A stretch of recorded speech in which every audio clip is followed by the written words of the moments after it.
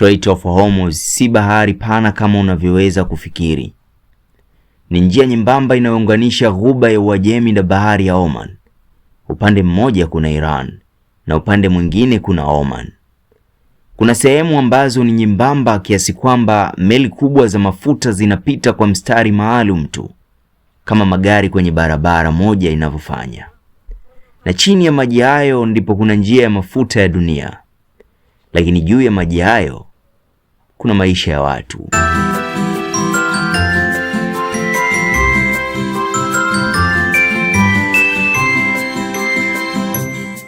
Kuna sehemu duniani sio kubwa wala sio maarufu kama miji mingi mikubwa duniani, lakini usichojua ni kwamba kila siku dunia nzima inapita eneo hilo.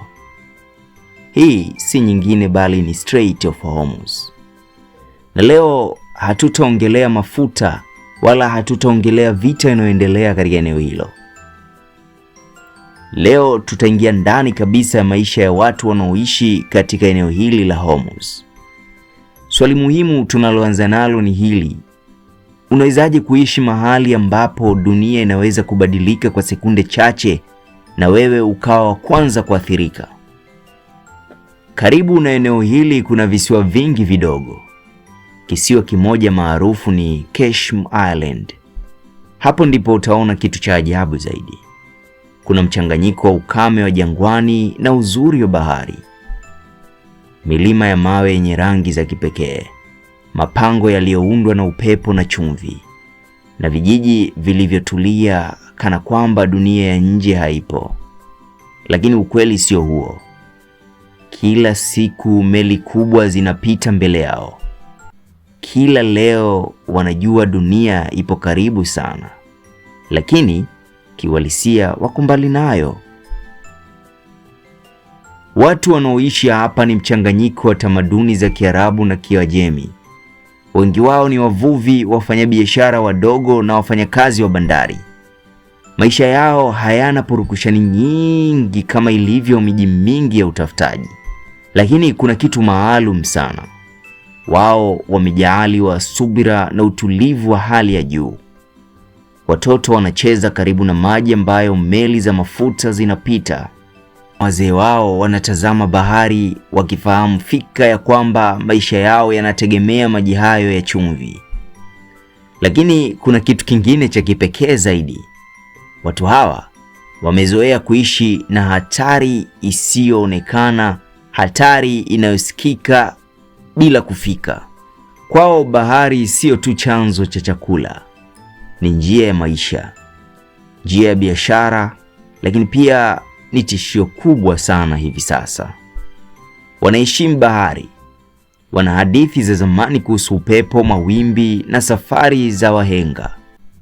Katika baadhi ya maeneo, muziki wao una rhythm ya bahari, taratibu lakini yenye nguvu.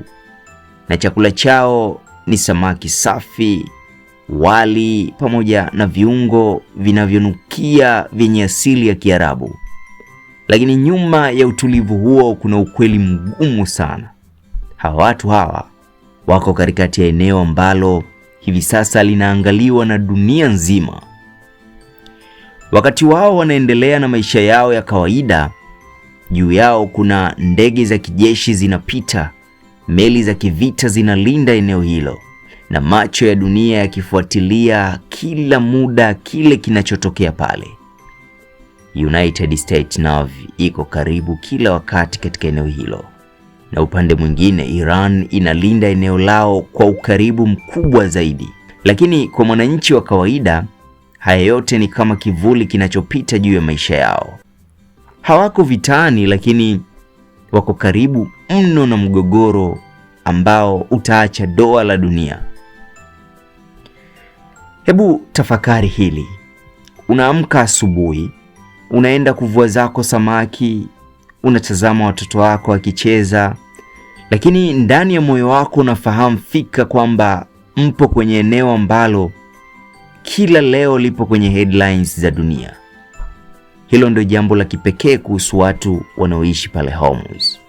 Na leo kwenye simulizi zinaishi hapa Siz Media, tumetazama watu hawa. tumeangalia kwa ukaribu maisha yao, lakini kuna kitu kimoja kinachoendelea nyuma ya pazia juu ya maisha ya watu hao. Ukweli ni kwamba wao wanaishi maisha yao ya kawaida, lakini kuna vita ambayo inaendelea. Na hii sio vita ya risasi na mauaji ya moja kwa moja. Hii ni vita ya akili, teknolojia na nguvu kubwa ambayo inatumika pale. Naomba unifuatilie kwa ukaribu sana kwenye mfululizo wa episodi zinazoangazia eneo la Hormuz.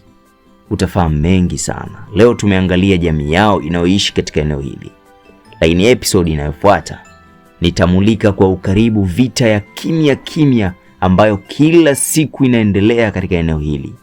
Kila leo, kila muda, kila dakika. Hata sasa nazungumza na wewe, vita hii inaendelea kimya kimya. Unafahamu ni vita ya namna gani? Usichojua ni kwamba vita hii haizungumzwi sana kwenye vyombo vya habari.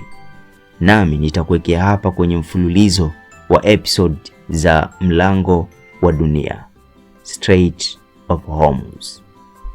Usisahau kusubscribe channel yetu ili usipitwe na video zetu, lakini pia bofya kengele hapa ili upate notification kila tunapoweka video mpya. Mimi naitwa Omar Zongo na hii ni Sizz Media.